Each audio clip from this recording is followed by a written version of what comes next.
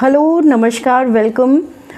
आज बीईओ का एग्ज़ाम था 16 अगस्त 2020 का और इसी के सोल्यूशन शीट के साथ आज हम यहाँ पे हैं और स्टार्ट करेंगे अपने सोल्यूशन के साथ, सिर्फ क्वेश्चन और उनके solution. So let's start with the question number 1। Fahrenheit पैमाने पर तापमान 200 डिग्री फ़ारेनहाइट है, इसका मान सेल्सियस पैमाने पर क्या होगा? सो answer is a, point is correct, 93.3 degree Celsius. Next question is सूची 1 को सूची 2 से सुमेलित कीजिए तथा सूचियों के नीचे दिए गए कूट के सही उत्तर का चयन कीजिए। तो इसका सही उत्तर है 3412। इट मीन्स कि जो पॉइंट डी है वो हमारा करेक्ट आंसर है। Now come to the question number 3। भारतीय संविधान के 74वें संशोधन के संबंध में निम्नलिखित में से कौन से कथन सही हैं? सो इसका आंसर ए सही है, 1, 2 और 3 सही हैं। Now question number 4।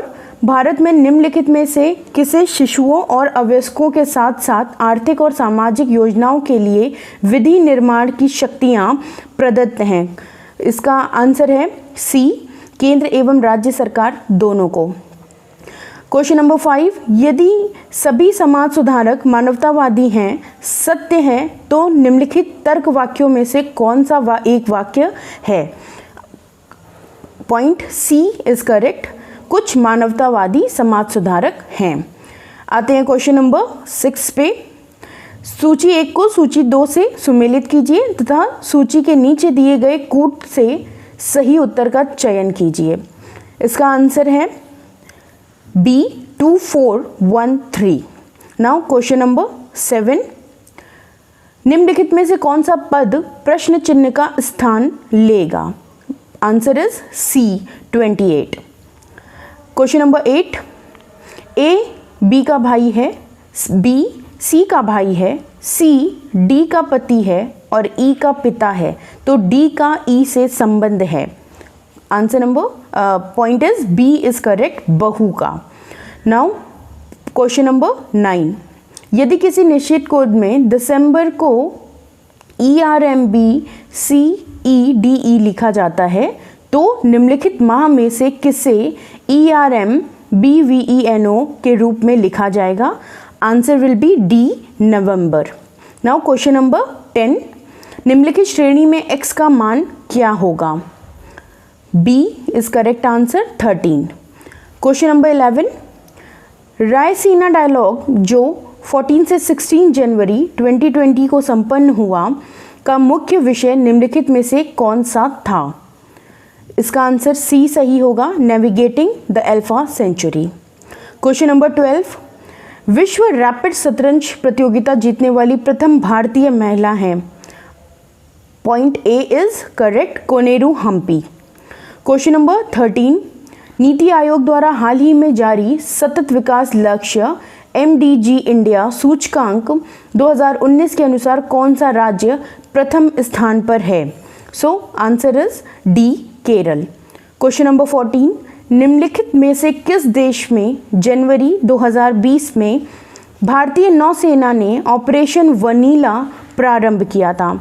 Answer is C, Madagascar. Question number 15। निम्नलिखित देशों में से किस देश ने दिसंबर 2019 में G20 देशों की अध्यक्षता जापान से प्राप्त की थी? Answer is C, Saudi Arab. Question number 16। सूची 1 को सूची 2 से सुमेलित कीजिए तथा सूचियों के नीचे दिए गए कूट से सही उत्तर का चयन कीजिए। Answer is D, 3412 is the correct answer. Now question number 17। नीचे दिए गए कथन है, एक को कथन ए और दूसरे को कारण आर कहा गया है। इसका करेक्ट आंसर है बी, ए और आर दोनों सत्य हैं परंतु आर ए की सही व्याख्या नहीं करता है। आते हैं क्वेश्चन नंबर 18 पर। भारत के निम्नलिखित राज्यों में से कौन सा जनसंख्या की दृष्टि से द्वितीय तथा क्षेत्रफल की दृष्टि से तृतीय स्थान 2011 जनगणना पर आधारित है? इसका आंसर होगा डी, महाराष्ट्र और महाराष्ट्र। Question number 19। सूची ए को सूची 2 से सुमेलित कीजिए तथा सूचियों के नीचे दिए गए कूट से सही उत्तर का चयन कीजिए। इसका आंसर बी सही होगा। 4, 3, 1, 2 इसका करेक्ट आंसर है। Now come to the question number 20। सूची 1 को सूची 2 से सुमेलित कीजिए तथा सूचियों के नीचे दिए गए कूट से सही उत्तर का चयन कीजिए। इसका आंसर सी करेक्ट होगा। 3, 1, 4, 2। Question number 21। भारत के नगरीकरण के संदर्भ में निम्नलिखित कथनों में से कौन सा या कौन से सही हैं? Answer C is correct. 1 और 2 दोनों ही सही हैं। Question number 22। 2011 की जनगणना के अनुसार भारत के निम्नलिखित राज्यों में किस में प्रति 100 बालिकाओं 0 से 6 वर्ष की संख्या पर बालकों की संख्या सर्वाधिक है? Answer is C Haryana. 23rd question number. शरीर की सतह से स्वेदन पसीना बहना द्वारा जल की हानि निर्भर करती है? Answer is C correct. A और बी दोनों पर। Now come to the question number 24। निम्नलिखित में से कौन सा तत्व पौधों में सूक्ष्म पोषक नहीं है? Magnesium. Answer D is correct. Now 25 question number. Haemoglobin के संबंध में निम्नलिखित में से कौन सा कथन सही नहीं है? सी इज करेक्ट आंसर। यह कुछ अम्लीय होता है। Question number 26। रक्त में ग्लाइकोसिलेटेड हीमोग्लोबिन का मापन निम्नलिखित में से किसके प्रबंधन के लिए लाभदायक है? आंसर इज सी मधुमेह। Question number 27। भारतीय संविधान में निम्नलिखित में से किस कर्तव्य को मौलिक कर्तव्यों के रूप में निर्धारित किया गया है? Answer is D 1, 1st, 3rd and 4th is correct answer. So D point is correct. Now 28 question. नीचे दिए गए दो कथन जिसमें एक को ए तथा दूसरे को आर को कारण कहा गया है। 28 का करेक्ट आंसर होगा ए और आर दोनों सही हैं और आर ए की सही व्याख्या है। 29 क्वेश्चन नंबर। पंचायती राज पर गठित निम्नलिखित समितियों को कालानुक्रमानुसार व्यवस्थित कीजिए और नीचे दिए गए कूट के से सही उत्तर का चयन कीजिए। Answer C is correct. 3, 4, 1, 2। Question number 30। भारतीय संविधान का कौन सा भाग केंद्र और राज्यों के मध्य वित्तीय संबंधों का विवरण प्रस्तुत करता है? सी इज करेक्ट। भाग 12।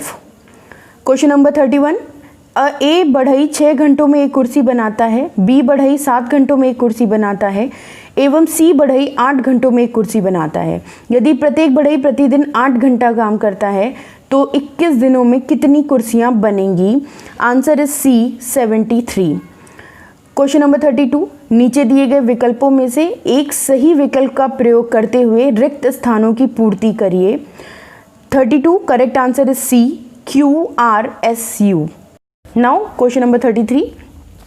यदि 1980 में भारत का गणतंत्र दिवस शनिवार को पड़ता है, एक्स का जन्म 3 मार्च को 1980 को होता है, वाई एक्स से 4 दिन बड़ा है तो वाई के जन्म का दिन क्या होगा? 33 का सही आंसर है बी बृहस्पतिवार। 34 क्वेश्चन नंबर। निम्नलिखित में से कौन सी संख्या प्रश्नवाची के स्थान पर होनी चाहिए? 34 का करेक्ट आंसर है बी 27। 35 क्वेश्चन। 5 वर्ष पूर्व ए और बी के आयु का अनुपात 4:5 था। यदि ए की वर्तमान आयु 29 वर्ष है तो बी की वर्तमान आयु है। 35 का सही आंसर है डी 35 वर्ष।